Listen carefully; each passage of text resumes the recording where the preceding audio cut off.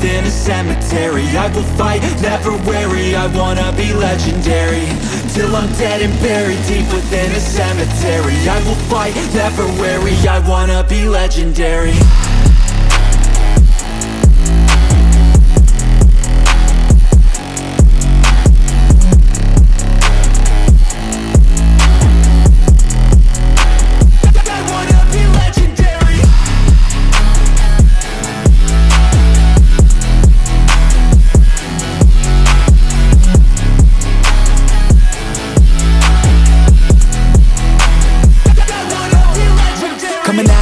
I'll be last place, that's alright, I don't work at a fast pace. I'm a steady horse creeping up straight past it. And once I pass you, no one's getting past me. And here we have him, Mill Hanna. How are you, mate? How's things? Good to be here, mate. Yes. Mill, thanks for joining us, mate. No worries. Fantastic. Great to have you here, and we're going to go over the history of the Mill Hanna career at Carlton. The story. What a great story it is too. Joining us on the legends of the jumper punch. Indeed. Feel like a legend. You've actually been you've been inducted in the Hall of Fame. Yeah, look, you never sort of see yourself as a legend, but you know, I mean, it's obviously that's for other people. Great honour to induct in the Hall of Fame. You know, considering the rich history of the club and how long and how many players have played for the club. Yeah. So you know, I feel very lucky and privileged. Yeah. Well, why don't we start at the beginning? Yeah. I mean, you've got a very interesting background, and I guess we should start with, you know, your family history, your Lebanese background. Where were you born? How did you, where did you get raised? First Lebanese Carlton player. Born to play. So you were born in Lebanon? Yeah. And your parents came out here when you were young? Yeah. Look, it was it's an interesting sort of story because my dad came out here alone first in I think it was 1968. I think my dad did the same. They'd come out here, check it out, and then they bring everyone over. Well, that's right. It was one of those things where it's called try before you buy. Yeah. Well, it was also there was no money for them to come out. So my dad came out by himself. I think Civil War was going on at the time, and then he sort of was here for 3 years by himself and saved enough money to buy a house. And then my mum, my young sister and myself came over in 1971, but I still had an older brother and older sister who stayed back in Lebanon. Really? Oh, wow. Bizarrely enough, and they ended up staying back and living with my grandparents for another 5 years. Wow. So eventually when they they eventually came? 5 years later they came out. Wow. And I remember they came out unannounced. My mum didn't actually know they were coming out. She hadn't seen them for 5 years. Oh, wow. And it's a big surprise. Well, there was she remembers someone rang the doorbell. She opens the door and there's this strange man and he's trying to talk to her, and then she notices there was a taxi and she notices, oh my God, they look like my children. So that was the first time she'd seen them in 5 years. Yeah, so it was bizarre. So, so it was that transition. Wow. Yeah, so it was an interesting one. How old were you? No, how old were you when I was 5. So when your brother and sister came, how did you feel? How was that like? I didn't know who they were. I just said to my mother, who the hell are these people? Right? Yeah, of course. I couldn't remember. I was just going to say, you wouldn't have even recognised them. I wouldn't have known who they were. Yeah. Right? And I was 5 and my brother would have been, he would have been 15 by the time he came over, and my young sister, my older sister was 13. So we're talking early 70s? Yeah, 71 and we came, and then they were about 75. And you settled in the inner northern suburb of East Brunswick? East Brunswick, yeah. And went to East Brunswick High there eventually? East Brunswick Primary, then East Brunswick High. Yeah. Nice WOG area. Yeah. It was full of Greeks and Italians and Turks and Lebos, and you know, we felt at home. And but you must have fallen in love with the game of Australian rules football at an early age. Yeah, it was. I can't actually really remember. Was it just playing footy in the park with the kids at lunchtime? I was fortunate enough, Vince, that our house was literally from here to that middle of the park, away from local footy ground, East Brunswick Fleming Park. Yep. So both my parents never drove a car ever in their life. So if it had to be somewhere where they had to drive me somewhere, I would have struggled. So I just literally was a 300 metres walk to the Oval. Yeah. So I'd just spend my time holidays and after school just kicking the ball and playing in the primary school. Then eventually joined East Brunswick under 11s or 10s or whatever it was. So that's how it sort of started. And look, I was a kid that started to lose my hair when I was about 11, slowly, and when things like that... You suffered from a condition called alopecia, alopecia is just a medical term for hair loss, really. There's various forms of it. I mean, I still grow a little bit here now, I shave it, but... so I was sort of fortunate. In some ways, it's worked out in my favour because I just delved into footy because, you know, when you're young and you're losing your hair, you got lack of confidence and you get... It's a big part, isn't it? Yeah, that's right. And you get teased a little bit here and there. Of course. So you sort of delve into something that sort of takes it away, and that was my escape, really. Footy. So 100%. That would have built up your character a bit. Well, it did, and it sort of continued on until in the early years when I played under 19s, and then certainly reserves, and you know there are sort of a few distinct games I remember where you get big abuse from crowds back then about your hair and all that kind of stuff. So. I guess the only saving grace is that being in East Brunswick, with all of those Italians and Greeks and Lebos and all the other ethnic groups, that you wouldn't have copped too much racism from that minority group. What do they call them? Australians. Yeah, they were the minority group at the time. Look, we had a few Australians in our team, but the majority of our East Brunswick team, and we're a pretty good junior footy team, and we played in a really tough, hard league, the Northern Metropolitan League, which we played against teams like Broadmeadows, Flemington, Kensington. They're tough. You know, Heidelberg, all those really. It was tough, you know. So, you know, and I grew up not far from you in Coburg. Yeah, so we sort of, I always say I got protected by all the mad Lebos and Turks in my team. And you could play footy. Oh yeah. So if you can play the game well, you're kind of like You're a bit protective. Well, they can protect you, of course you can. Yeah. You know? So it was was it the Teal Cup or what was it that you really like shot up and you played? I think with the under 19s. Was it? Did you play in the Premiership or? No, it was. Look, my first foray into that was they had the under 15 joint schoolboys championships. Yeah. Schoolboys. Yeah. So that was. I got into that team. We had our carnival at Caloundra, Queensland. You play well? Yeah, I played. I think fairly well. Yeah. I wouldn't say I was in the top 5-6 players in that Victorian team. But you know, considering that the year before as a 14-year-old, I was probably, if I looked at my local footy team at East Brunswick, I don't think I was in the top 3 or 4 best players in that single team. So I improved a lot in 1 year. Right? From you know, if they had an under 14 Victorian team, I wouldn't have got close. Yes. Right? I would have maybe been in the top 2,000 players, right? Okay. So the following year, got in, and then a couple of years after that was a Teal Cup, which was under 17 carnival, which is in Northern Territory. I had a really good carnival there. I made the All-Australian team in the under 17s. And, you know, Tony Lockett was playing in my team, and a few other players, and so that was a big thrill, you know, to play in a Victorian team, make the All-Australian team. So that gave me a bit of a boost when I got back to Carlton and sort of was playing in the reserves then.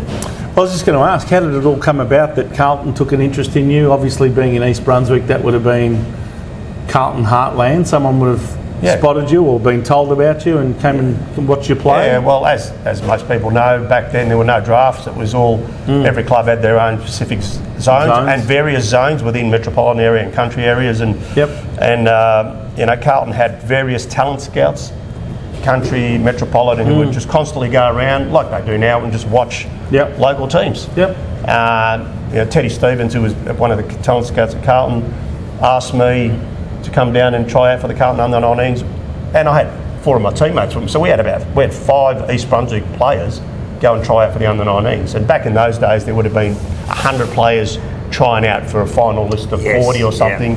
So you know, that was 1982.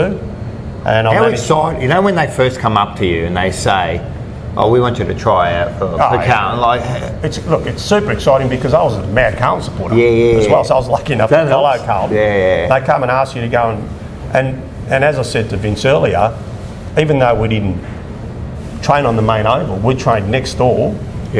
But our club room's underneath the Gardner stand. Yes. So we were there. We saw the players, you know. So we felt part of it. Yeah, we felt part of the team, right? And then, you know, a couple of years later, when you transition from under 19s to reserves, then you're in the rooms with and you're training with them too. Well, you're not only training with them.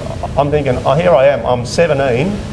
And 3 years earlier, or maybe 2 years earlier, just before starting the under-19s, I remember Rod Ashman and Jeff Southby came out to East Brunswick Footy Club to do a clinic. Yeah. And they were two of my idols. Yeah. And 3 years later, I'm actually in the same club rooms with them. It's surreal. It is surreal, yeah. So, is that when you realise, hey, I'm good enough? I'm actually good enough to be here. Here's my opportunity to really shine. I never felt that. Or did you feel a bit intimidated by that? I didn't, not intimidated. I was sort of quietly confident, but I certainly wasn't a loud sort of character in that way. So I just sort of went about my business, and I always thought that you need to get your respect. 19s, then reserves, and then the time that you start to feel like you're part of it. You might have a couple of really good games, and then you got senior blokes coming up to you and say, "Geez, you played well" or whatever, and then the following year you make the practice matches in the seniors, and that was like all of a sudden they announced the team, we're having a practice match in Bendigo against Melbourne or wherever it is, and I'm playing in the practice match as an 18-year-old, right?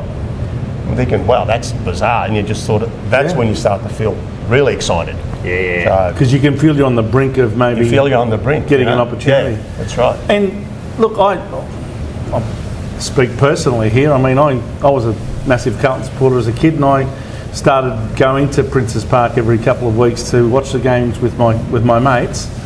And that was about the time when you were just getting going in the reserves, and we used to get there early, just before the gates opened at 11 o'clock. And I used to watch you play a lot of games in the reserves, and mate, you were tearing the place down. I think in '85 you might have won the best player in the reserves competition that year. Is that right? I might have won. I don't know. I can't from a half forward flank, pretty much. Yeah. Look, it was best first year player or something like that. I can't remember the award, but look, I probably spent 3 years in the reserves. I mean, back in those days. That's what I mean. It was 83, 84, 85. You were tearing the place down. It was an apprenticeship you did, right? And I was probably started when I was like 2.5 years in the reserve, so it wasn't automatically you're playing well. Like now kids get drafted at 18 and they're playing seniors. Almost. I mean, if you're a star, that they're playing seniors. Where back then, it was just that you worked your way up to it. But it was more difficult because we had a star team. Of course. I mean, I was starting we come up to premierships, 81, 82 when I was starting up the 19s, and even those years we started to build again into 84, 85, 86. They recruited a lot of good players. So it was a tough team to break into. When you started playing, your parents were they into footy? No. My parents, did they want you to play? Not really. My mum didn't want me to play. My dad really didn't know much about it. It's the same story of a lot of that. And look, honestly, did you take hands with Vinny Contagio? I always say that Alex Marcoux. The first game, my mother only ever watched me play one game ever. Okay, live. That's including junior footy and senior footy. Wow. Live. I hope it was the 95 grand final. It was the 93 grand final. Oh, the 93. That's when you got knocked out. So my dad then barred her from ever going. It was her fault. Yeah, it was her gave me bad luck when I got knocked out. So she only ever watched me play one game live. My dad didn't watch me play. So the first game my dad ever watched me play was my first senior game. Okay. So that was bad luck too. Yeah, but I'm saying that was the first game. God. So it wasn't like they were working Lebanese parents. Yeah, that's right. Yeah, couldn't understand. And then my dad was a big personality, and he felt like he was the king of the Lebanese community around. So as soon as his son got into the seniors, then it was bragging rights for him. And then he was like you. He'd turn up every week. I'd drive to the ground, he'd come with me. Yep. We'd get 2 hours beforehand, and he'd sit in the grandstand by himself, watch all the reserves. Yep. And that happened for years and years. Wow.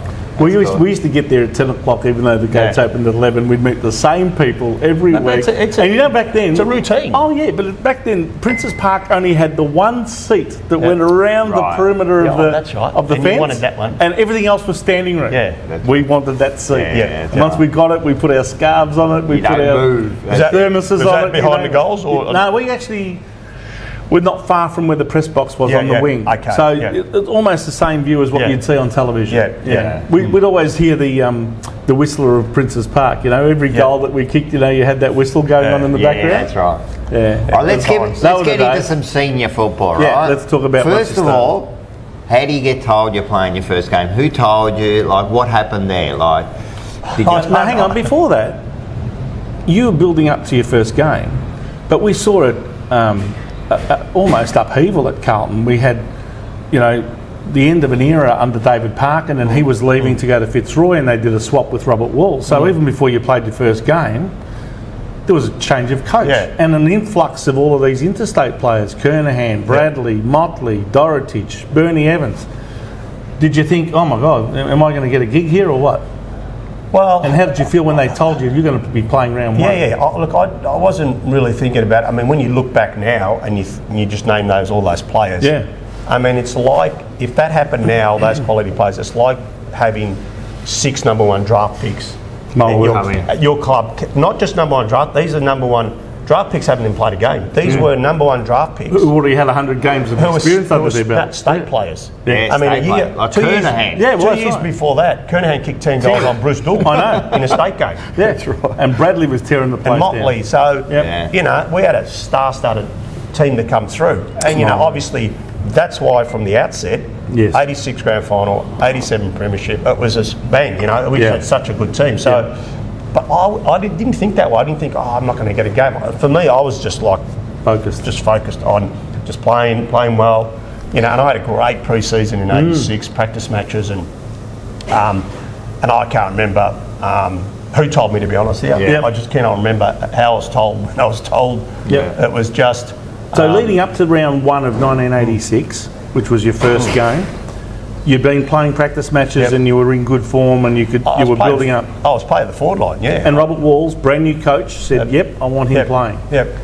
So that's a show of confidence, isn't it, from a brand new coach? Well, particularly when who never really knew you. Yeah, when all the players that had come in. Yeah. Right. So, that was like. Well, let's talk about that game. Oh my God! I don't think there's any more heartbreaking story for someone playing their first game of football. I shudder to think how you must have felt when you went down with that knee injury in the first quarter. Well, it was interesting. As being a fanatical Carlton supporter as a kid, I had stages throughout, you know, between the ages of, let's say, 12 to 15, 16. I'd actually have dreams of me playing for Carlton, and I'd wake up. And I thought, bloody hell, it's just a dream. Do you know I've had those dreams too? I did. I used to have dreams of playing for Carlton. But that's what, literally, I'd wake up and thinking it was so real. Bloody hell, it's just a dream. Yeah. Right? So you finally get to that stage, and along the way, you never stop yourself. You just keep going, and you play your first game, and then obviously what happened in the first minute, going down and doing my knee. And I remember a couple of days later, lying in hospital, getting my knee reconstructed, and thinking, can't believe this. And I honestly felt it was all over for me. Yeah, really. You felt like that's your career over. I thought my knee, because I did my knee pretty bad. It was a pretty bad one. I did lateral ligament, chipped bones, like it was pretty bad. I wasn't out for a sort of standard 12 months. It was a bit more than that. 14, 15 months. I didn't return till around 7 or 8 the following year. Yeah. And I thought, I can't believe it. And my career's just started. Yeah. And it's such a promising... it's all over. He was ready to blossom. It was almost like, yes, he's finally going to get his first game. It wasn't angry. It was sort of... And then when all that settles down and you come back, and the club was great, you know, supported me, and I was going to uni at the time, and they'd give me taxi vouchers to go from East Brunswick to Monash, and you know, so they'd really look after me. That's good. That's good to hear. And then I just got stuck into rehab, and that was probably the best thing that could have happened to me, because I was a skinny-ish kid. Okay. Right?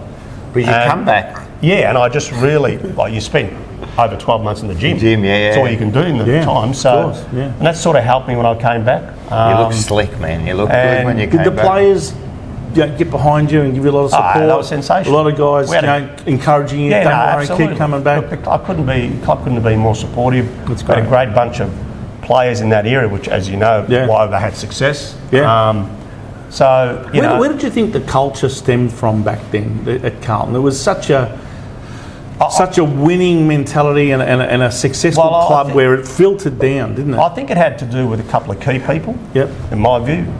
Obviously, you had the Walls era, and then after that, I think Parkin had a lot to do with it. Yes. A lot to do with it. Professionalism. President? And President was, contrary to what most people saw him in the early days, great president, very supportive of the players. Yeah. Never bagged the players after games. He never went in there and said, you guys are weak as whatever. And he was very good like that.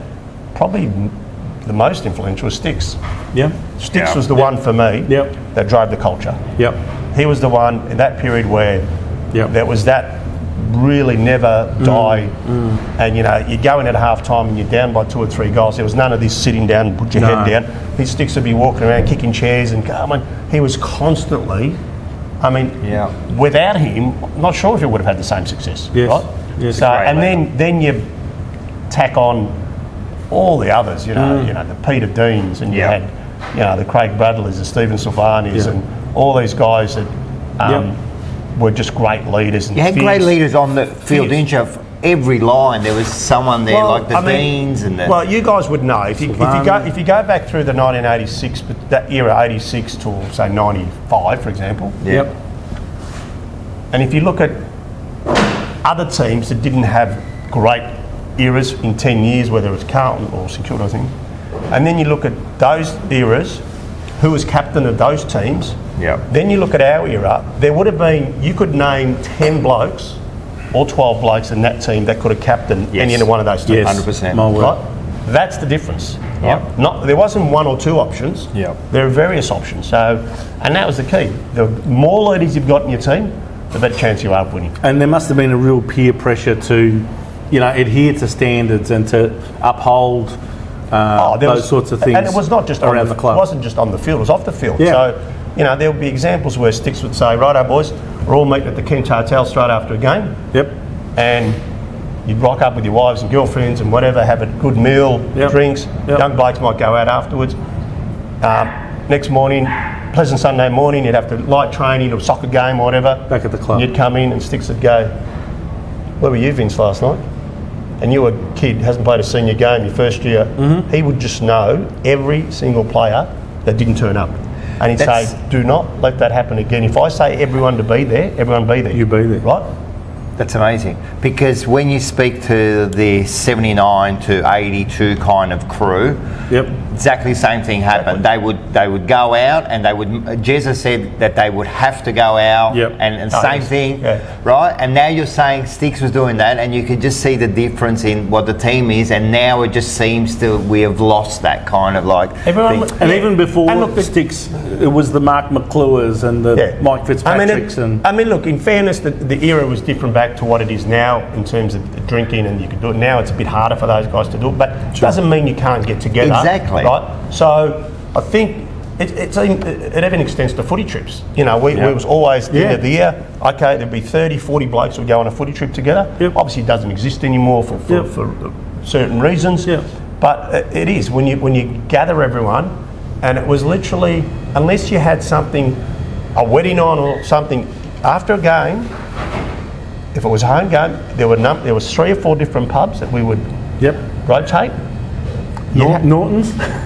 There was the Kent. There was the Fenwick. Fenwick was the other one. So there was a number of ones, and you had to be there, right? And it was good because we had success those years, so it was always good fun. Just keeping the boys together. The supporters would come if they know where we were. And you could see it on the ground. And if we played at Waverley, it was the Notting Hill. Everyone, we're going to the Notting Hill. Cather used to own it. It's put something on for us, a bit of food, and it was just regular. Everyone was together. And what was your favourite nightclub? I wasn't a big nightclub fan, but Metro was probably the place that. I had a feeling about that one. Only because Ange and Kuda obviously got to know the manager there, so they got in for free. I think they used to get in for free everywhere. Chasers. And but they knew Nick quite well, so he used to get him for free. Drink cards. But the best thing about that joint, they had that mezzanine level upstairs behind the glass where you felt it wasn't part of, you go up. That was the VIP section up the top. You could just sit with your girlfriend or wife and just have a drink and, no one wanted to a little bit more space. Dancing or anything, but that's it. A little bit more space. And it was, spacious, right? Yeah. So, it's like anything. If you feel comfortable somewhere. Of course. And AFL footballers back then, they felt like they were the most important people in the world. So get in for free, drink cards. Well, who's going to? You were at the time, man. You were the most. I mean, everyone knew who the current football players were. Let's get back to your comeback. Now, you had the knee injury, you did the rehab, halfway through 87, the team is flying. You managed to break back into the team. It was about round 8, I think, of it might have been round 6 or 7, I can't remember 7 exactly. or 8, yeah. But you did quite well, but then form tapered off a bit. What happened in the rest of 87? Because obviously we won the flag that year, but you didn't take part in the senior. I got back, I do recall coming back, playing 2 games in the reserves and getting back in the team, right? Which I thought, well, that's pretty good. I had 2 games. I've been at for 14 months.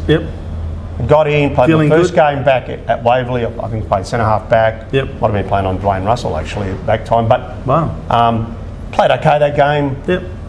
And then sort of okay, you know, I was holding my own, but there was something on the back of me.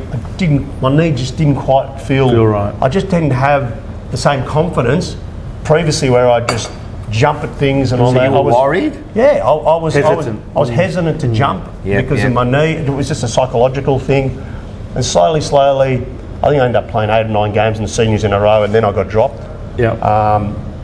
And I went back in the reserves, and obviously playing the reserves. And that was a star-studded reserves team too. I mean, we had a lot of players who'd been around Carlton for a long time, like Rod Ashman and Jimmy Buckley. Wayne Arms, I think. Wayne Arms. Yeah, and I think I don't know how many games, and I couldn't get back in the team because Carlton were obviously going really well. And there were players that just were playing for their lives because they knew we were going to have a successful season. And I went back in the reserves, and I tell you, I was playing bloody good footy. Like I think I might have mentioned, I can't remember exact statistics, but I might have come 3rd or 4th in the best of first. I only haven't played 9 or 8 games in the reserve. Exactly. Right? So my form was good, but just couldn't get back in the team. It was a tough team to get back into. And I didn't think at the time I wasn't devastated because I thought, I'm 20, whatever I was, 21. You know what? We got such a gun team. We'll win 5. I honestly thought we'd win 5 of the next 10 premierships or something. As you know how hard they are to win, right? So, and that sort of hit me later on when we eventually won it. Looking back and thinking it's not that easy. Not that easy, right? So can't take anything for granted, can you? Yeah. So that was that sort of. But you played well in the '87 reserves premiership. Yeah, that was a great year. It was a hot day, wasn't it? Yeah, it was a great year. Who did we beat that year in '87? I think it was the Doggies or was it St Kilda? I think it was Footscray. I think it was the Dogs. Yeah, I think it was. I think it was the Dogs. Yeah. I think someone kicked like 8, 9 goals. Who was that? The year before. Yes. The year before in '86, you would have been out with your knee. Was it St Kilda? I thought it was. I can't remember. Well, hang on. In '86, I remember Silvani kicked 6 goals because he got dropped for the grand final. Well, who was that against? Or was that against the Dogs? One was St Kilda, one was the Dogs. Let us know in the comments. Yeah, in the comments. I got a feeling. Look, I'm guessing. I would say St Kilda in '87, but anyway, it might have been St Kilda. You know, it was a great year for the club. And so in '87, you mean '87? You would have been playing against the Corkamilises and the Marcus and these guys in the '80. Well, it was other. Were they not in the? There was other legends like Jimmy Buckley and I think even Rod Ashman might have been playing. Yeah, but I'm saying if it was against St Kilda, a lot of ex-Carlton players went to St Kilda. Correct. Yeah. So anyway, it was. I just remember the celebration that night. Yeah, I do too. Both it was at the one that got torn down in the city there on the corner of Exhibition and Southern Cross Hotel. I remember being there that night. Both teams winning was incredible. Oh, amazing. Right? So I remember being with you there that night. Southern Cross. It was great fun. On top of the world. I'll tell you who was on top of the world. David Rees-Jones after winning the Norm Smith medal. Oh, that was a great move. Fantastic game he played. But I mean, to have won the premierships in both reserves and seniors in the one year, that takes a bit of doing. It does, because that was a great year. The depth, of players, and as you said, I mean, if I look through that reserve team now, there'd be it's Hall of Famers littered. Absolutely all over it. So you're right. Like I felt that too in '87. Being supporter, I'm thinking, man, this is going to be like a dynasty. We're going to win like the next 10 premierships here. And there was a lot of what you call no names in the '87 premiership team, wasn't it? Guys like Mick Kennedy and Ian Aitken and Shane Robertson and Warren McKenzie. Well, yeah. When you say it was players that in the role players in the rich history of the club, I suppose. They're not seen in the same way as the Kernahans and the John Nichols and all that. But as we know now, it's very important to have players that do a job My word. and are good at doing that job, Exactly. and they were incredibly good. You know, like You need those role players. Shane Robertson. You know, Yes. they were hard. They were hard. Mick Kennedy. They just did a job. Yeah. You know. Young Adrian Gleeson, even he was Absolutely. You know, like you know, he was only about probably 20 years. But of age. that's sort of what we had in '95 Yeah. Correct. with players that came in Like who didn't have the same name as the Kernahans, the Williamses Yep. and Sylvanis and all that. But Adrian you can't have Whiteheads, the 18 Glenn players, Mansons. 18 players as superstars. No, you can't have you know? 8 superstars, no. It just doesn't work. Okay, so the club wins the '87 Premiership. You're unfortunately not part of the seniors, but you're part of the reserves. So we go again. We're trying to win back-to-back in 1988, and this time you break into the side and you start establishing yourself as a regular member of the team. That must have given you a lot more confidence, because that was a good year for you. Yeah. Look, I got back in, and I remember one of the pivotal moments for me was I wasn't in the team one particular game. Tommy Alvin, I think, was late. This is out. in 88 or something? 88. Yeah. It might have been a late out. Yeah. And so I came in, I was going to play in the reserve, and they said, right, you'll take his spot. Yep. And we'll play in St Kilda at Moorabbin, I think. Yep. And they said, on top of that, you're playing on Nicky Winmar. Ooh. Right? Wow. So, He was a top player back then. but that was the moment for me, because that day I did really well on him, and that was it. Is that when the belief started, Yes. I think? And I think that I don't think I missed a game No. from 1988 till 95. You know, like so that was the transition to half back, where I was playing forward, Yes. and all of a sudden, oh shit, this might be a better position for me as with the knee, because it was just sort of straight ahead. not having to jump and take marks. Yep. And I continued to play until about 90, probably 90. I reckon it was about 93, 94 when then I transitioned to the wing. wing. Right? You know, we had players come in when I was early days. I was playing half back then. Obviously, Ange came in the team, and McKay and all those guys. Yep.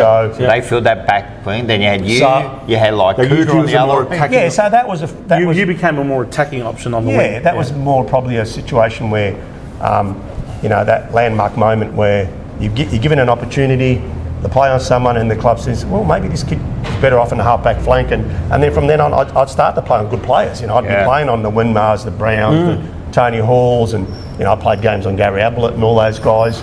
So it sort of helped me focus a bit more, and it really helped in my knee as well. Yeah. So Great. And of course, they were fairly lean years. I mean, in '88 it was a very good year. I mean, we ended up unfortunately losing the prelim final to Melbourne and missed out on playing in the grand final. But it was a very good year for you. But then the team started to go through a tough period, didn't it? We started to drop out of the finals in '89, '90, and '91 was probably the lowest when Jezza left, and then Parko came in to sort out, you know, who could play and who couldn't. And when you look back, it was sort of bizarre how it all happened, because we still had a star-studded team in some ways. Yeah, well, and you still did. And you know, and you look back and thinking, how did we miss the finals in that period What of do time? you put it down to? What do you think the club struggled through those years with? Still had Kernahan, Bradley, and all of these guys still playing. Dorotich, yourself, new players like Fraser Brown coming into the team, Ratton.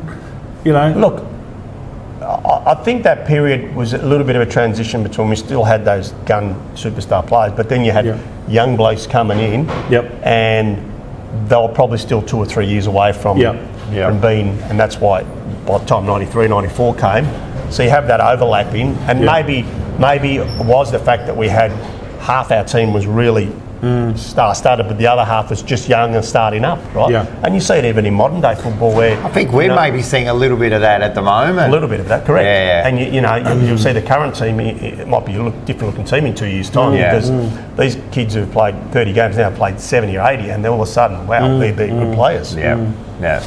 So Parkin comes back to the club. You know, Jezza unfortunately is moved on at the end of 1990, and one of the first things Parkin does is tell some of the absolute stalwarts of the club, like Wayne Johnston, David Glascott, these sorts of guys, it's over. And then he plays pretty much the entire list in 1991 to sort out who can play and who can't, and there was a massive clean out at the end of 91.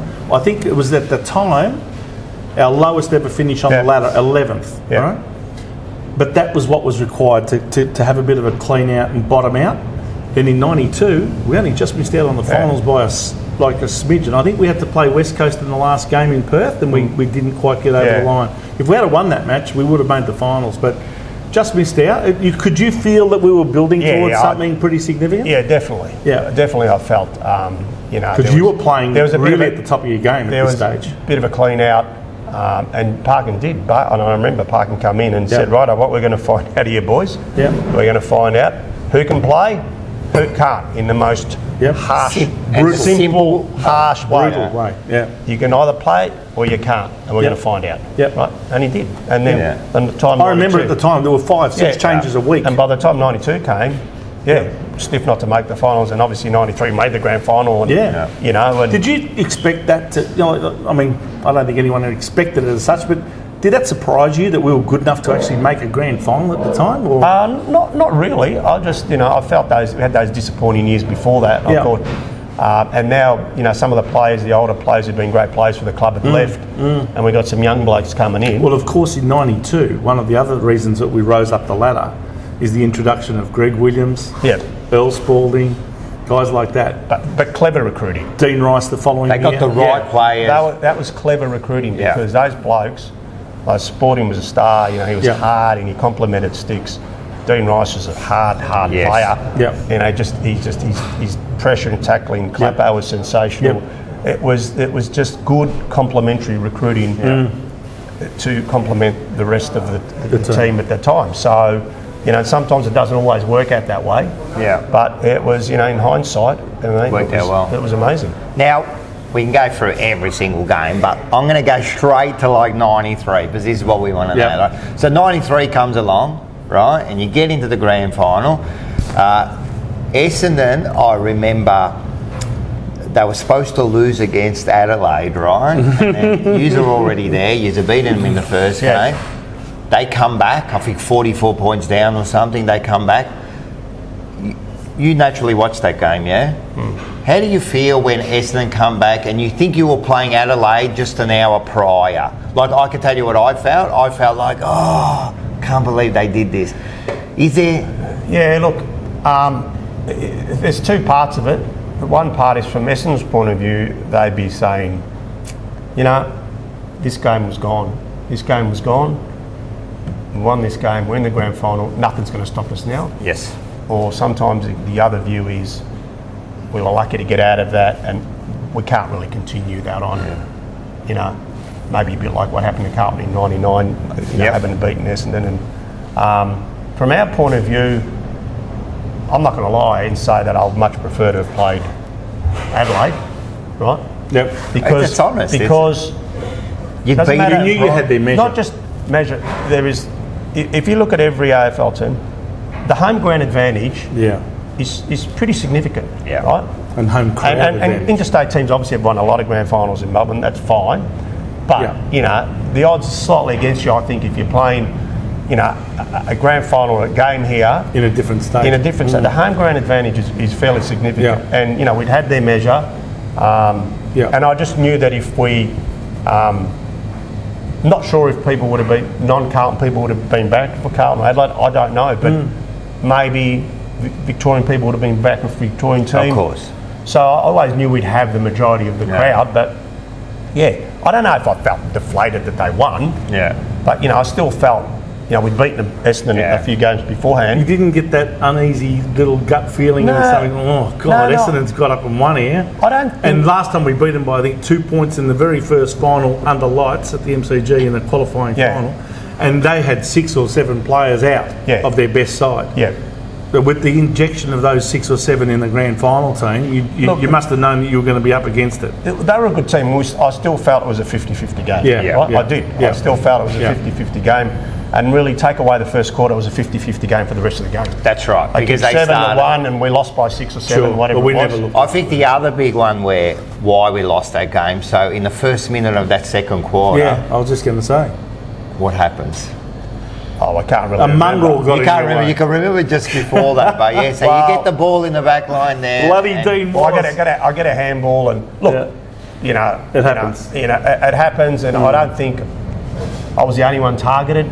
No. I think, obviously Dean Wallace was out there and he had a number of people in his side, Craig Bradley, Greg Williams, a few others. But I'm sure Sheedy would have put him up, 100%. put him up to it, right? And I may have even asked Sheedy. I remember he used to be a sort of semi-regular customer of mine at the Fitz. Yeah. And I'd say, "Come on, Sheeds, what did you target him to?" He may have said, "Yeah, maybe, I don't know." Yeah. But look, no grudges against Dean Wallace. He's doing his job back then when you could sort of do that. But it was a bit of a dirty act. It was. Come on. But at the end of the day, he was doing a job. It wasn't. Yeah.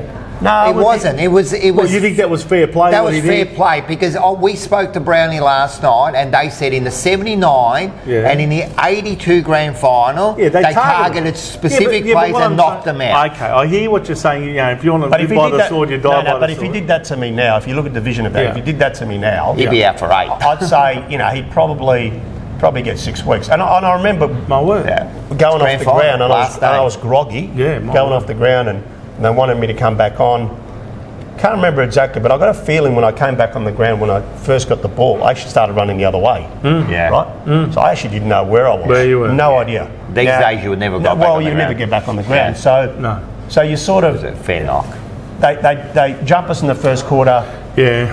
Long was going crazy in the first quarter. He actually almost jumped over you. You were lying on the ground to kick a goal. Look, I'm not suggesting that if you weren't targeted or weren't hit that all of a sudden we're going to win the game. I'm not suggesting that, although I'm sure it would have made a big difference to our team.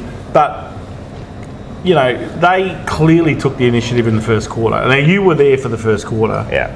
It felt like the game was over at quarter time, 8 goals to 2. And look, they jumped us. A couple of years later, we did the same thing against Geelong. That's right. Exactly. And that was it. Yeah. And as you know, in grand finals, it is very difficult to come back. Yeah. My word. I mean, it's Momentum's grand finals. a big thing. I can't remember in a normal home and away game. You're 5 or 6 goals down, 7 goals down. There's a lot of results which teams come back and win. Yeah. Of course. In grand finals, Very, very I few. can't remember. Because the pressure's different, isn't it? Carlton 1970, right? Geelong nearly did it against Hawthorn. Yeah. In 89. But the last 30 Not grand too many. finals, there's not too many teams that come down After being down by 6 or 7 goals. Not by 2 or 3 goals. No. I'm talking a significant lead of 6+ or goals. 7. Yeah. It's very Because tough. you play for your life then. Correct. I mean, this is it. That's you right. literally play for your life. Yeah. My word. 100%, Yeah, 100%. that's true. So 93, lost opportunity, but probably a grand final that a lot of people felt, was unexpected for us to even be Premature, like the there. first one, What did we learn out of that, and how did that prepare us for 94? Because I think 94 was seen to be, okay, we've lost 93, let's make up for it in 94. Yeah. You must have felt confident to some extent that we could turn things around. Yeah, no, we still felt, look, as you know, time heals all wounds, and by the time that day's over, the week's over, the month's over, you start training, you're back in, it's forgotten, you're in it, you start off, you start winning, okay, we're on again, right? Yep. And we felt pretty confident in 94 as well. We had the same sort of team, playing good footy. I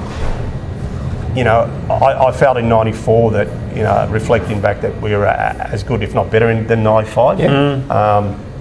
For me, that was the most lost opportunity in my whole career. Because of at the end, the 2 lost finals. Those 2 lost finals, the circumstances of the losses, the fact that we'd had West Coast's measure pretty easily that year, and they won the grand final. Once again, massive home ground advantage as a Victorian team against, like a big Victorian team. And just that game against Geelong, having lost their 3 best midfielders just before the game. The semi-final at Waverley, Maybe subconsciously, we just thought, oh well, we're just going to win this. And I think sometimes, we're speaking to players, that that 1% of you subconsciously thinking makes a big difference at the end, doesn't it? Well, let me use this example. If it's announced before a final that last minute Oliver, Petrarca and Viney are out of the team. Yeah. Right? Exactly. You'd be feeling pretty confident, wouldn't you? Yeah. The odds are going to start to sway a little bit. Exactly. I mean, they're big outs. Yeah. You got their 3 best midfielders. There's only about 100 possessions between those 3. Who are great midfielders in the league, not just for Geelong. That's right. So maybe subconsciously we just Relaxed a bit? Relaxed, maybe, I don't know. A little bit. Maybe a little bit, it was windy. There was a midfielder called Aaron Lord who tore the place apart that day. Well, who came into the team. Yeah. Gary Ablett turned it on. He and kicked about 6. And sometimes it happens. And look, I do remember it was bloody windy that day. That was, yeah. And we had the quarters that we had the win.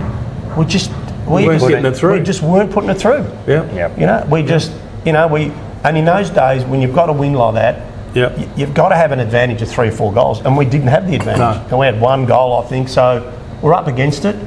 Obviously, the other loss in the final, Melbourne, which is another one where I honestly felt that was one game I walked into halftime feeling a little bit dejected. This is the previous week, the qualifying final. Correct. When we finished second on the ladder, they finished 7th. I felt dejected because we, first half, were clearly the better team. We had all the attack. And we walked into half-time and we were almost thinking, can't believe we're in this situation. Yeah. I don't know how much we're in front, 2 goals or something like that, or goal. Yeah, not much. But we should have been 5 or 6. Should have. And, when you just attack, and these are moments in footy history where, I'm sure when Richmond beat in Brisbane, that Brisbane final. That's right. When Dustin kicked that goal just before half time. Right. That was the moment. They probably should have been 5 goals up at half time. When they beat Geelong. Game might have been over. Yeah, I don't know. There's all these moments, but that was extremely disappointed. Yep. Really. David Schwartz and David Neitz took us apart that day. 94 was gut-wrenching. Yeah, right? It was. Because we'd had such a great year during the year. Just as much as 93, probably the same, even though it was a grand final. So does that set you up now for 95? You go into the season now. What is everyone's thought? Because you've got some senior players there now who are, going to the end. Can I suggest that in the media, and even coming from the coach, he was even questioning, have we got any more left in us here? I mean, the media was saying Carlton now have missed their window. They're getting too old, too slow. And maybe it's passed them by. Well, that was the narrative at the time. 95 was probably the start of the season where probably after coming off 93 and 94 was probably I was starting to think maybe not. Parkin came in and he sort of really handed over. Yes. He handed over the reins to the players, and I remember the players then started making decisions about how we play and all that kind of stuff. This was instigated by a guy called Anthony Stewart. Okay, yeah, and it was a brilliant move. It was a brilliant move. He even suggested to Parko. It wasn't easy for Parko to let go of control, but he said you need to delegate responsibility to your senior group. Well, he probably thought, well, I didn't get it done in 93 or 94. We've got to change things up rather than doing the same thing. So, and at the start of the year, I didn't feel really confident, to be honest. But we started the year well. We also had an injection of some new talent too. I mean, we brought in a guy called Matthew Clappe from West Coast. Dean Rice, who when he was recruited in 93, if you remember, he also did his knee in his first game for Carlton. He then came back in 94 and started to get some form. And in 95, he really put it together on a half-forward flank. So you had both half-forward flanks with Rice and Clappe. They were big inclusions. Big inclusions either side of Earl Spalding. They were like tough. And we had some young players like Scott Camporeale came over from South Australia. Adrian Whitehead was all of a sudden the revelation on the wing. Brad Pearce. Brad Pearce had come in the year before. But those two guys you talk about, they were real good runners. My word. They were just runners. And they just added speed to our team, real speed. The other two half-forward flankers were great overhead and great on the ground. So they were just a guy called Glenn Manton too, who came out from Essendon. He did his role. So right, and sometimes it only takes tweaking. Maybe 2 players, 3 players. All of a sudden you go from being so-so to being a Premiership team. Yeah, right? 100%. 100%. And there were even players that in the end missed out on the 95 team that played a role during the year when we were winning matches. I remember, after we lost those 2 unexpected matches, rounds 8 and 9 that year, the only 2 losses we had, I remember there was a stretch of matches towards the end of the home and away season where we had Kernhan had injured with shoulder injuries. Greg Williams had also injured his wrists and stuff like that. We had players come in like Tony Lynn and Troy Bond and Brent Heaver was playing well. And these guys were pretty unfortunate to miss out. Very unfortunate. I mean, even I remember, I think Luke might have had one of his best years then. Luke O'Sullivan. He was stiff, You know, I went to school with Luke. Yeah, and David so Collins. you know, and that's the recipe for a team 100%. when blokes are just knocking on the door. You need, like, I think I heard Parkins say, actually this year, you need like a squad of 28 players for a grand final, you know, who are ready to Well, you come need in 28 players who can make the team. Yes, that's what he meant. 28, you know, Premiership. Yeah. And we see all the time that if even a great team is, if their bottom 6 players are just not up to the level, it just brings the side down, doesn't it? And what you were mentioning before, you know, there'll be different theories about what Carlton's top 6 were, what Carlton's bottom 6 were. Yeah. But regardless of that, if whatever you view it, we didn't have any weaknesses. No. Right? No, There were not in that weaknesses. team. Everyone had their role. My word. It did. And whilst they weren't household names, Yeah. they were bloody well respected. They were hard at the footy. They did a role. My word. They're bloody hard to beat.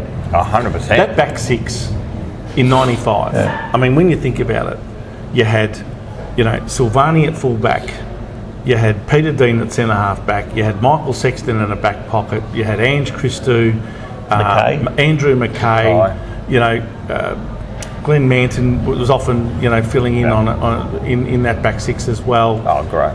And Sauce. Yeah, well, I mentioned Sauce. I'm trying to think. There might have been one other, but what a unit of defenders. I mean, they were just so rock solid all year. Yeah, I mean, you're talking Fantastic. Sauce was fullback of the century. I can't. That's I right. can't think. That's fullback of right. the You got the century, fullback of the century playing. And then you've got McKay. And Parkin used to say they were leaders in themselves. Yeah, McKay, one of the best half-back flankers that have played in the last 20 years, hard. Yep. Michael Sexton, underrated centre half-back. Peter Dean, I mean, they used to call him the general. Ange Christou, he was, you know, he was a tall sard. He'd just run. He'd just run them. North Seafood Bar and Grill. Here we are. Well, that's right. But he'd just run them ragged, Ange, and he was a beautiful kick, right? And he never got beaten. No. You know, like he hated getting beaten. Right? You know, and Glenn was like that. Glenn was the same. He just did a job. He played on that guy, and he just did the same thing. So, but you know, they all said the same thing to us when we interviewed them. They never took their position in the team for granted. No. You know, Ange felt if he had a bad match, he was going to get dropped. He could get dropped the next week. Yeah. In an All-Australian year, he thought he would get dropped every. That's correct. It's a great thing to have. But and again, I guess, you know, even up forward, you had Spalding at centre half forward, Kernahan full forward, and you had the flankers like Pearce and Clapper, Rice, Brad Pearce, and I think Brad Pearce kicked 50 goals that year. He did. Like 50 goals as a small forward when you with Kernahan. Kernahan might have kicked 80. Yeah. Right? Yeah. And you know, Rice might have kicked 30 and Clapper might have kicked 30.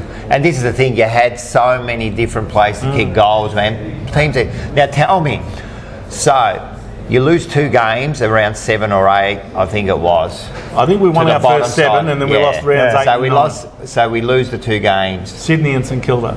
So in consecutive how weeks. much did you put on those 2 games? Bizarre, isn't it? Like when you think that Rocco, that's not the question. When you think of the great mysteries of footy, that is one of the great mysteries. One of the great mysteries. It's not like you lost 2 games to 4th and 8th. You lost to last and second last, and by big margins. That was the thing, by big margins. So look, but you know what? Can I just put some perspective on that? Do you know the following year Sydney actually made a grand final, and the year after that St Kilda made a grand final? Yeah. So they were actually on the way up. They weren't top teams at the time. They were improving teams. It was always difficult to win in Sydney to start with, right? And for us to go to Sydney and lose by a goal or 2, that wouldn't have been a big surprise. We lost by 10 goals. And I'm saying, no, more than that, I think. It was more than that. I think that was more, and the St Kilda was like 10 goals. We didn't even have a goal at half time against St Kilda. I think we had 1 goal at half time. So it was always hard to win interstate, regardless of where your position on the ladder is. If they're competitive, following week, at the time I thought, okay, whatever, we'll come out then. Following week to get thumped by St Kilda at Waverley, wow. I'm thinking. So there was does that put a little bit of doubt into you guys? It does. Kernahan didn't play, you know that? Look, it was James Cook who was in the. I think they brought him. That's all right, but still. Kernahan was out. You know, if you want to be Premiership team, you know, 1 bloke out, you know. That's one bloke in, 1 bloke. So, you know, sitting in the club rooms afterwards, after that game, if you'd said to me, Mill, you're going to win the next 16, I'd say you're crazy. Honestly, I didn't. Of course, no one thought And then you just sort of go out the following week and you win a game. Smashed Hawthorn. Now, who did you? Yeah, you beat Hawthorn by like 100 over points. 100 points. So that was a good confidence booster. Yeah. And then you sort of win.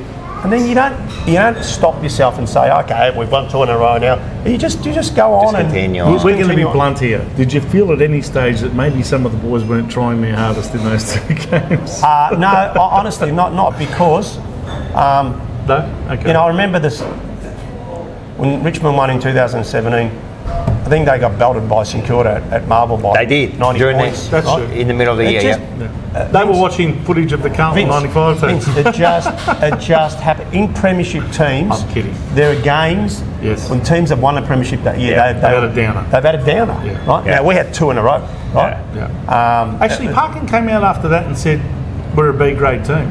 Yeah. Well, I think he was trying to say that to try and maybe he was stoke up doing, the players. yeah, maybe he was doing reverse Bit of psychology. psychology, right? yeah. But, you know, just beyond that, it just kept flowing after that. And, Yeah, you know, yeah. All right, let's get to it. Yep, 95 We're going to get to the 95 grand We have final. to. We can't not miss. We Well, can't it's miss the that. only bit of pleasure us Carlton supporters got for the last 28 28 years years. ago, Mill. 95 28. Premiership. You go in, are you confident? yeah, well, I was Quietly more confident. so than And by the way, 93. you were at the top of your game, Yeah. 29 years That of first age. quarter. You So- know, you were at the absolute top of your game. More confident than 93 I was. Yeah.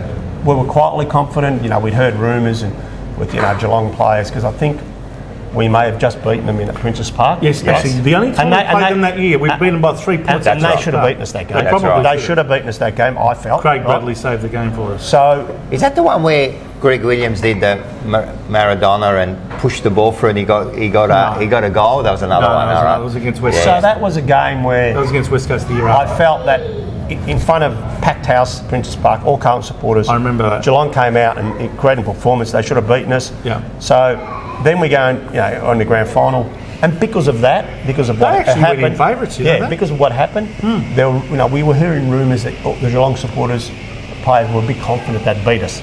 We were pretty low key. I remember we were low key. We didn't, but we were quietly confident. We had a good game plan. We knew exactly what we were going to do to combat Ablett and all that kind of stuff. So Did they? I was. I heard Geelong went in cocky because someone told them that Hanna was out, Silvani was out, and Kernahan was out. Well, I don't know, but anyway, it was. Only joking. I was confident, Yeah. quietly confident, Yeah. and there was a really good feeling in the room Yes. before the game. Yeah. Yeah. It wasn't ha. It wasn't really quiet. It was all just focus. It was just all Yeah. focus. And I can quietly say that's how I felt Yeah. as the supporter. I felt like Yeah. quietly confident. Yeah. We're gonna do We'd gone in winning 15 in a row. And look, and I think one thing we did learn a little bit from '93 was always the first quarter is critical here. Yeah. Can't Like take grand it. finals, Yeah. the first quarter is really you got to really. Yeah. And Geelong when they take the ball forward, we just knew they were going to go to Ablett all the time. Yeah. So. Dean had come across and helped, and they were very predictable, which was to their demise, really. Yep. Because Oh, a bit like Carlton at the moment. Well, that's we the won't thing, say anything. We won't say Yeah. anything, but you're right. Yeah, But you're if right. you think about that game, Silvani did an absolute job on Gary Ablett, kept him yeah, goalless, right? How many people keep Gary Ablett goalless? Yeah. I mean, the guy Right. kicked 9 goals in the grand final 6 years earlier. Just on top of that, Silvani only had 1 goal kicked on in the whole final series. Exactly. Right? Oh, Even on Carey. He was phenomenal for Yeah. that. Phenomenal. And you look at, I mean, there was examples all over the ground. Oh, We everyone. got off to a great start. Yeah. Craig Bradley kicked the first goal I of think the game. you might have kicked it down the I had a wing very to good it. first quarter that You game. had a good first quarter, really good. Look, as I said, good start, Yeah. and then, continued on from the second quarter. Yeah. Did you know that Greg Williams was going to play forward that day instead of in the middle? Yeah, yeah.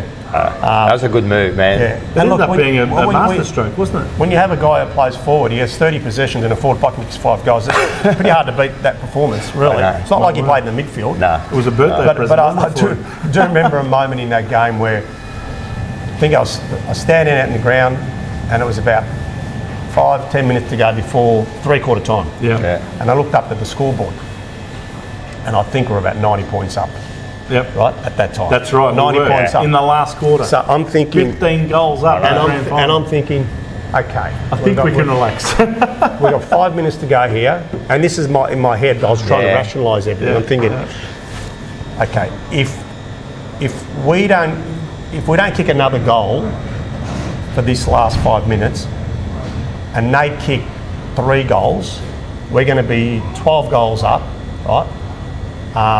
However, if we kick 1 goal in the last quarter, they can't kick 14 goals in the last quarter. They can't kick 13.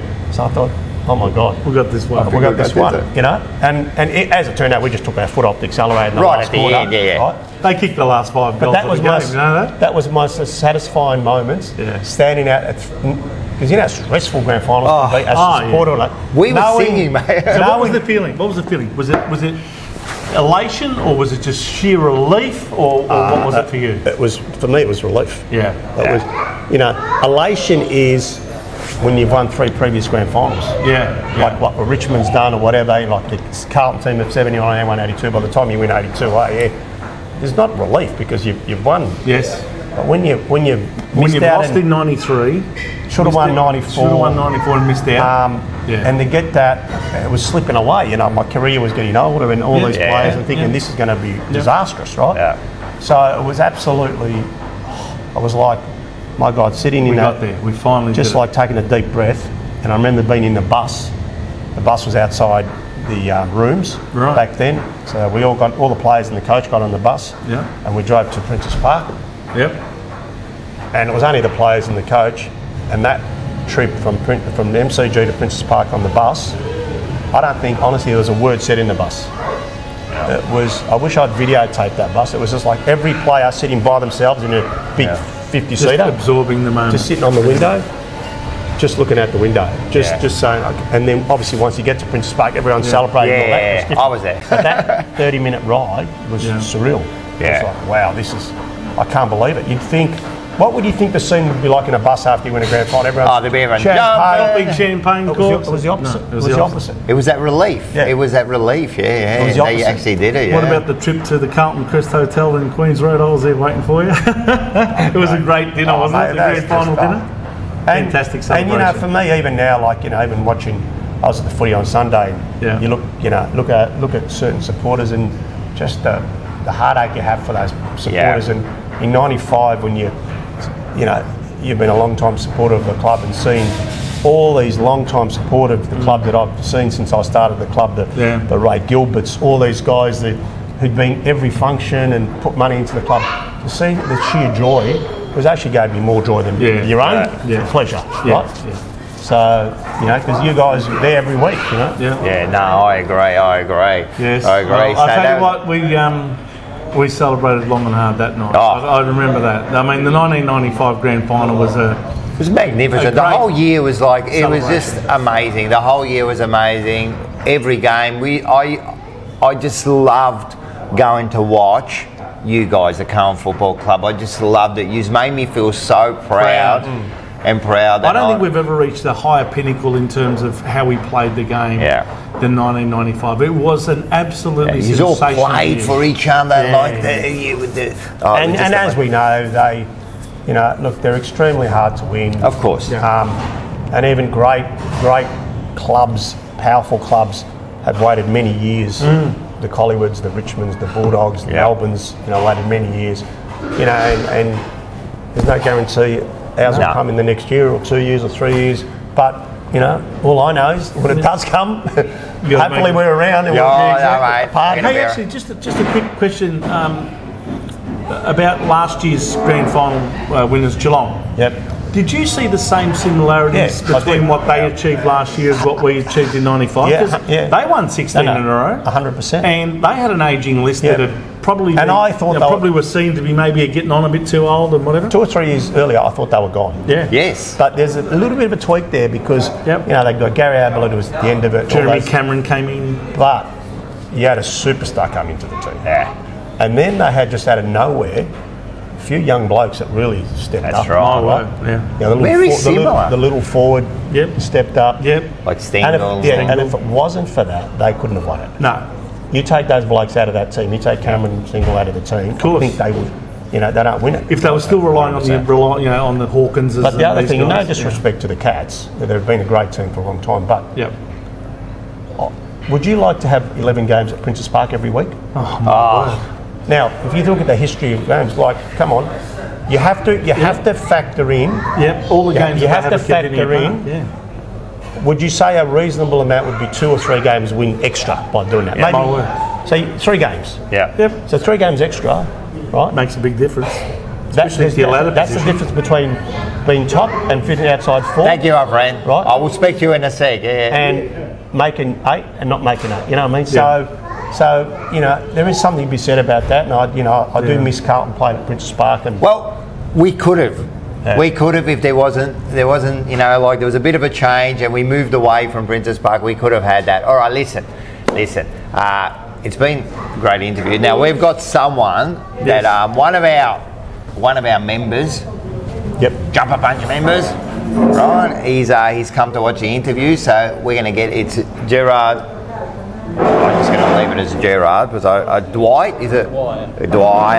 Gerard Dwyer. So he's going to join us. And guess what? He's a cousin of a Trevor Keogh. He's told me he was champion. He's going to come in. One of your earlier coaches. He's going to come in. Coach. Right. So we're going to get Jared over here to ask you a question on your interview. No worries. There you go. Welcome there, Jared. Yeah, how you going? Good, mate. So what would you like to ask Mel? What could you say to the players playing today, if you could, if they'd listen? Look, it's a hard one because we discussed this earlier. I've been in a lean period for the club as well. 3-4 years we didn't make the finals. All I would say would be, the intensity. I suppose for me, just the energy, the intensity around the footy, the fact that you're always in the game. I always felt when we played, we were always in the game. Yep. And Carlton's made some good improvements over the last 2 or 3 years, and it may come next year if it doesn't come this year. They've got the nucleus of a good team, but I get it's a difficult question, Jared, because it's just sorry. Yeah. I've been going to games for years, right? Yep. And we've been thrashed many times by 100 points, right? Yep. I think we were expecting more this year when you see the crowds leaving at half time with the players we've got, right? I know the list goes down, but you got Kernos and etc., right? And I think people are really disappointed and disheartened because we've been thrashed before, as you guys all know, right? And people have stayed there for the whole match, but they're disappearing now. Look, it is disappointing. I don't know what really to say to you other than the fact that we're not the only team that's been in this position. If we go back in very recent history, Richmond in 2016 missed out on the finals. Lost their last 4 games of the year by 80 points average. I think they won the Premiership. I think they might have lost their last home and away game against Sydney by 120 points. Yeah, that's right. Now, if you're a Richmond player at the end of 2016 and you just walk off the ground and you've just been thrashed, and you're sitting there with your head between your legs, and someone comes and gives you a tap on the shoulder, and it happens to be this ghost, and he says, "By the way, Dusty, don't be too disheartened, mate. You're going to win the Premiership next year." That's pretty hard to believe. It's pretty hard to believe. Now, I'm not saying we're going to do that, right? But it can happen. I think Melbourne, when they won the Premiership, they were looking promising the year before, 2 years before that. 3 years before. They got thumped in WA. They came the following year. They finished second last or third last. Melbourne supporters saying, "Get rid of Goodwin, get rid of this." They come out the next year, win the Premiership. Bulldogs 2 years before they won. They finished second last or last. Now, I'm got faith in Carlton. They've got the right team. You just got to hang in there, and it mightn't be this year. It might be next year. But I think it's got a few little tweaks. Some players come in. I think if we get a few wins together, the crowds will come back. And honestly, I'm not saying that. Just expectations. It's confidence. You'll see, like you saw the performance against Collingwood. Thinking this is not. They can't even hit a target from here to the window. That is not them. That's just confidence. Right? And I think once the confidence comes up, it just turns on its head. Right? And all of a sudden, well, wow, they're just winning game after game after game. It's such a confidence game now. So I know. And I'm hoping that they've got enough good players to get a winning streak going. That's it. All right. Very good, Jared. All right. No, All right. Is that a good answer to that question or what? Thank you. All right, guys. And Mill, 190 games for the Carlton Football Club, 83 goals. Something like and, that. A 1992 All-Australian, I believe. Yep. And, of course, 1995 Premiership player, the most important achievement. And, of course, Hall of Fame status at the club. You've been an absolute champion of the game. a great of the Carlton Footy Club. We all love you, mate, and thanks so much for joining us on Thanks, the Jumper Vince. Punch, mate. Pleasure to be part of Carlton's history. And Mel, now you are a legend of the jumper punch. How's that going? Here we go. Now let's finish it off like this. Ready? Till I'm dead and buried deep within a cemetery, I will fight, never weary. I wanna be legendary. Till I'm dead and buried deep within a cemetery, I will fight, never weary. I wanna be legendary.